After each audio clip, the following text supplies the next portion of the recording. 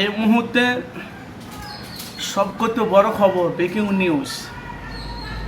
আপনারা জানেন যে ভাঙড়ে তৃণমূলে প্রার্থী করেছে শওকত মোল্লাকে।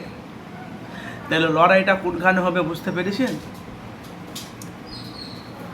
2021 থেকে 2025 পর্যন্ত আইএসএফের চেয়ারম্যান নওশাদ সিদ্দিকী ভাইজান যেভাবে বাংলায় চারিদিকে যেভাবে মানুষের হয়ে পাশে দাঁড়াচ্ছে, মানুষের হয়ে কাজ করেছে, এখন বাংলার আনাচে কানাচে গলিতে আপনি যেখানে যাবেন একটাই আওয়াজ, নওশাদ সেরাই সেরাই রক্ত ভাইজানের ভক্ত।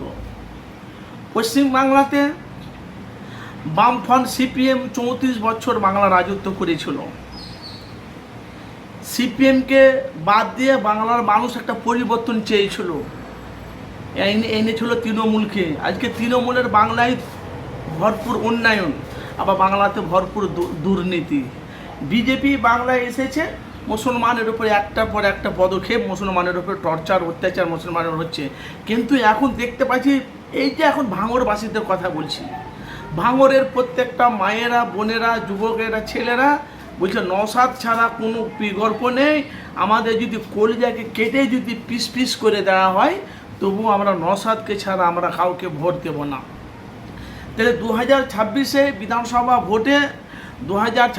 বিধানসভা ভোটে যে বামফ্রন্ট সিপিএম আইএসএফ লেফট ফ্রন্ট এর একটা জোট করেছে তৃণমূল আর বিজেপির বিরুদ্ধে।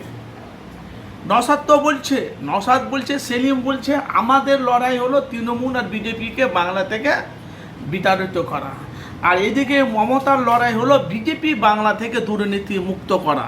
কেন আমরা দেখতে পাচ্ছি এদিকে বলছে যতই করো হামলা আবার জিতবে বাংলা, চুপচাপ খামে ছাপ। এই মমতা দুর্নীতি হটাও, বিজেপি সরকার আবার নতুন করে আসতে চাইছে।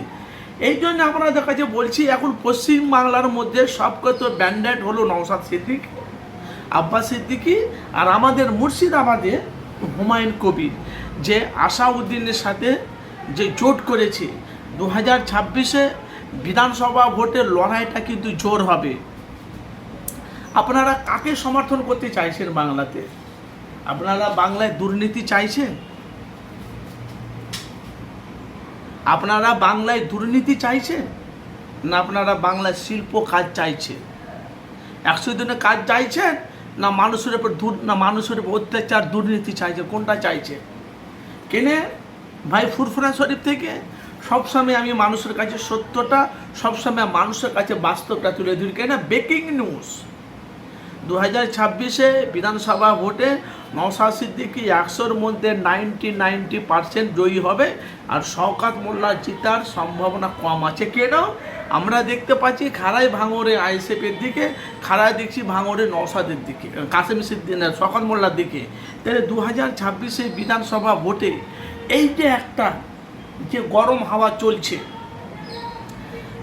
ভাঙড়ের প্রত্যেকটা মায়েরা, প্রত্যেকটা বোনেরা, মুরব্বী চাচাগণেরা এরা বলছে নওশাদ ছাড়া বাংলাতে কোনো গল্প নেই।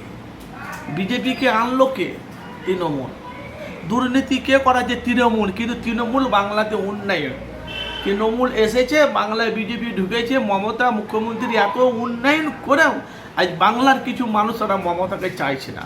তওয়াহিদ সিদ্দিকী মমতার পক্ষে ছিল, এখন মমতার বিপক্ষে। এই কারণে ওর দলে কিছু তোলাবাজ কিছু লোক আছে, এদের জন্য তওয়াহিদ সিদ্দিকী বিভ্রান্তর মধ্যে আছে, মানে মানুষের কাছে সত্যটা তুলে ধরছে।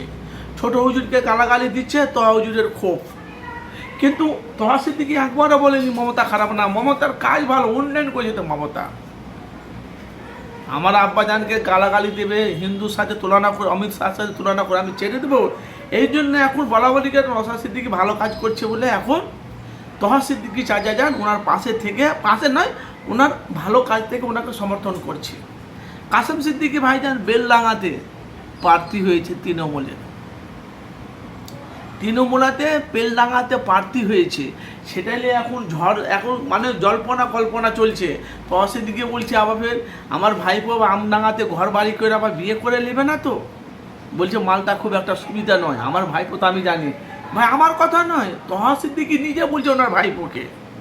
বলছে এখন টুপি ও এখন বিধায়ক উনি এখন তৃণমূলের প্রার্থী হয়ে দাঁড়িয়েছে, ও কী করবে না করবে সেটা তার পার্সোনাল ব্যাটার। কিন্তু আগে থেকে আমি কাসেম সিদ্দিকী ভাইজান বিধায়ক এমএলএ না হয়ে কাসেম সিদ্দিকীর ওপরে বিভিন্ন রকম চারিদিক দিয়ে আক্রমণ। আপনাদের মতামত জানাবে 2026-এ নওশাদ ভাঙড়ে জয়ীছে না কাসেম না শওকত মোল্লা জয়ীছে, আপনাদের মতামত জানাবেন।